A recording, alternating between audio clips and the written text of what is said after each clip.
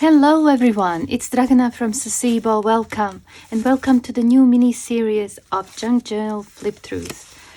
Today I'm showing you the first journal in the series. Her name is April. She's A5 size with 3 signatures. Very nice fabric on the front. I had only a small piece, but it works really well with this microfiber in green and a bit of lace here with corner protectors, and it feels really nice in hand. So let's have a look on the inside. Here we go. April is inspired by spring, and the colors in this journal are really light, pastel pinks, greens and lavender colors. I'm going to use this card to show you where the pockets are.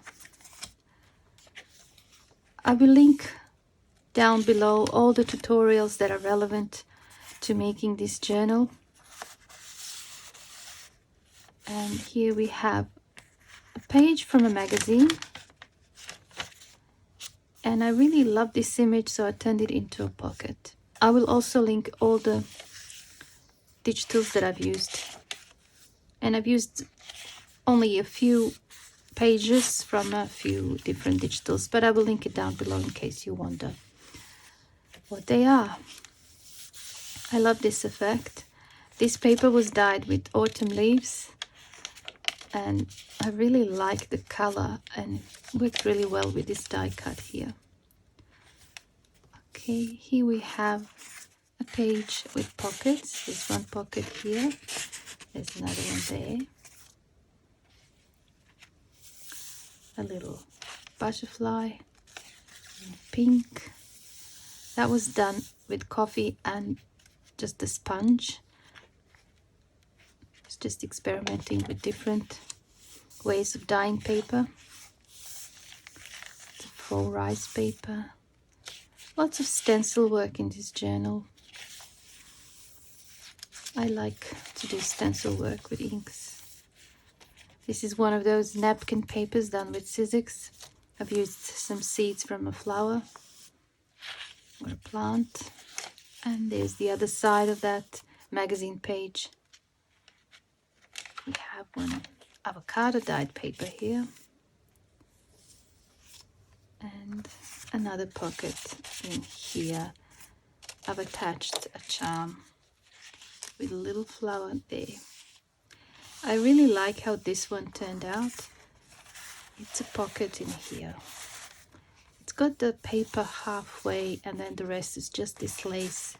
It's a lovely piece of lace that I had, and it looks really nice on that page, I think. It's one of my jelly prints that I scanned and printed, and then I stenciled on top. And some old notebooks. Here we have one of those collage strips. I love doing those. I've only got a few left. I should probably make some more. So I guess no tutorial from me this week. I was inspired to create some journals, and the way it works with me is if I feel the inspiration, I have to honor it, otherwise it's gonna leave me. So if I'm inspired to do journals rather than tutorials, I'm sorry, but I have to, and I hope you don't mind. You can still find lots of inspiration in the flip through videos and maybe get some ideas on how to decorate and make your own. This is one of those stamps, handmade stamps with foam that we've done. All right. More dyed papers, mushrooms, and I like this. It's in the middle of the signature, but it's like a little envelope, and I really like this. As you can see, that's the middle of the signature.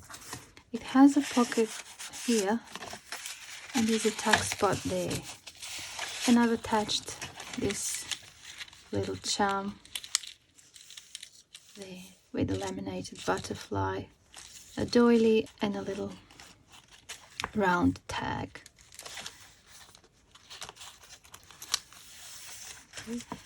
I just thought it was an interesting way to create like an envelope in the very center of a signature, and I used just the scrapbooking paper, and once I cut it that way, what was left on the side I used to create these elements.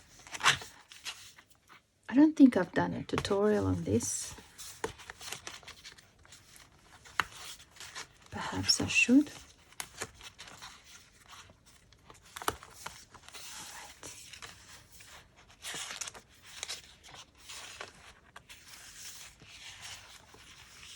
More dyed papers.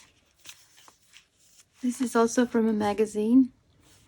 I really love this picture of two owls, and it says here how the owls celebrate love. Apparently, once they meet, they're partners for life. It's so cute, and even the whole of the tree looks like a heart. I love owls. Okay. Some stamp work here.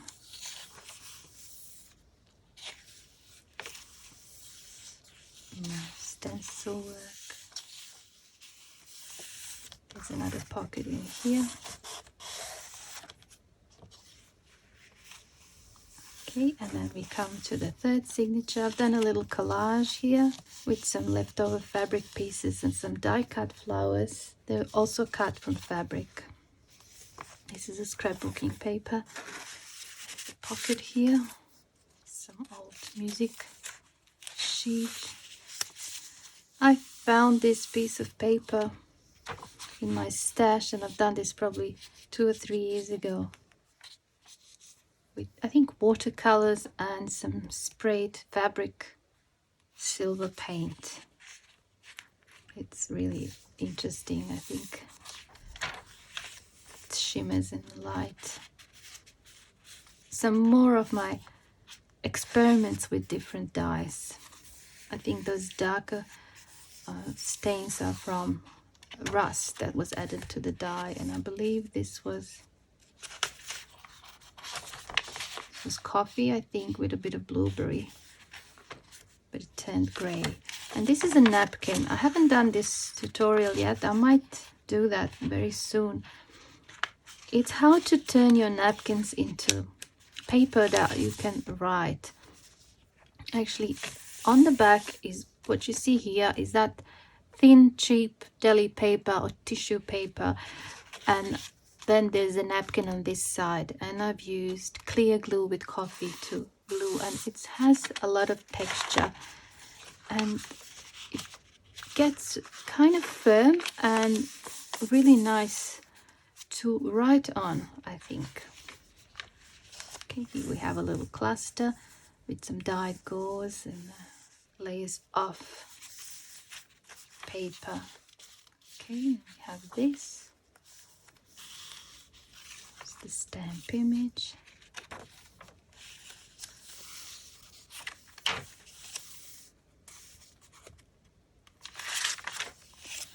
Oh, that's one of those scrapbooking papers that I've stamped on the back, and I've used coffee and rust to get that effect.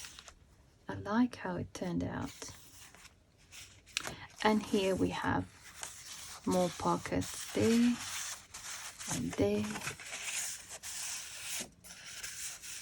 So lots of space in this journal to write and to store things, I think. You probably noticed there's hardly any ephemera, and this was done on purpose.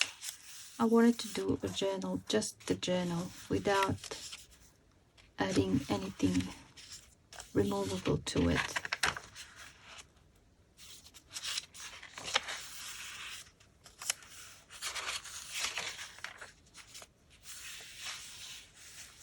I really like how that paper shimmers. Hope you can see. It's because the paint that I sprayed with is more like oil-based. It couldn't dissolve in the water that well, and it stayed like that. I love that. Okay, here's another pocket. And there it is. I really like this paper that I used on the covers. It's a Chevy Steampunk collection, I think. So that is the journal, and with it comes a separate little envelope with some removable ephemera that can be used inside of the journal or anywhere else. And the envelope was done also with deli or tissue paper and a napkin. And I love the sound it makes. Listen to this. It's really a nice way to create some large papers with just napkins and tissue paper and a bit of glue and coffee. So a little bit different than what we've done when we've made those envelopes with starch and ironing. This is a bit different. It's done with glue, but it's also very fun and you can do quite a lot. So here we have one of those napkin papers that were done with Sizzix. There's an eco print that I've kind of painted with coffee after it was printed. There's that napkin, the same one. It's just, that's how it looks after you apply glue and coffee to it. It's not as bright, it becomes darker. Okay, then here we have a little envelope with some laminated specimens. That's a rose petal and 2 leaves.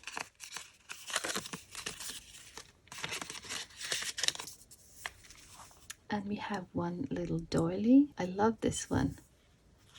Cute. And a small collage, fabric collage. Sometimes I do a lot of these collages. I really love working with fabric scraps. And when I do this, I would probably spend half a day just doing that and create many.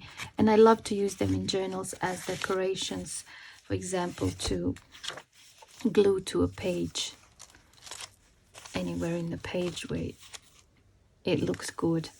So that's what's included in this ephemera pack. Okay, so that is April. This journal is already sold and it's going to Australia, but I wanted to do this flip through so that I can look back at it for inspiration and also to hopefully inspire some of you who are watching. Thank you so much for watching, and I hope I see you soon in the next flip through. I hope to do a few of these in the next week. Just a quick little videos with junk journal flip throughs. See you in the next one. Bye.